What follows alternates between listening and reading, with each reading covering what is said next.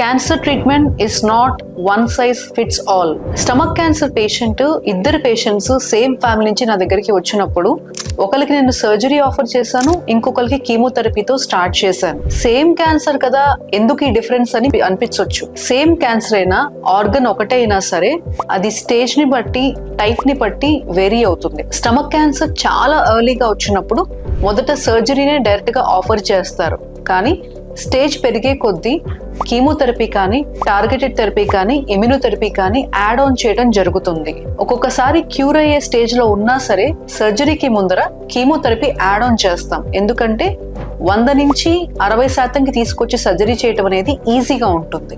For suppose stage 2, stage 3 cancer కి చుట్టుపక్కల కొంత స్ప్రెడ్ అయినప్పుడు కీమోథెరపీ ఒక 4 సైకిల్స్ ఇచ్చిన తర్వాత సర్జరీ చేసి, సర్జరీ తర్వాత ఇంకొక 4 సైకిల్స్ కీమోథెరపీ ఇస్తాము. సర్జరీని శాండ్విచ్ చేస్తాము. క్యూర్ అయ్యే స్టేజే కానీ కీమోథెరపీ కూడా ముందు ఇస్తాము, సర్జరీ ముందు చెయ్యము.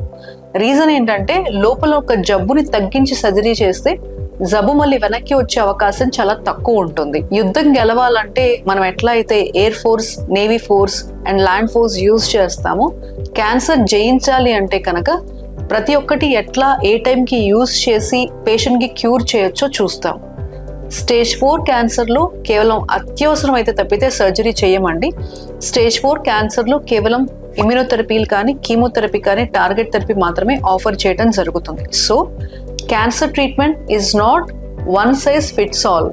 పేషెంట్ కి మారిపోతుంది, ఎందుకంటే స్టేజ్ ని బట్టి ట్రీట్మెంట్ పేషెంట్ కి క్యూరేట్ చేయడం జరుగుతుంది.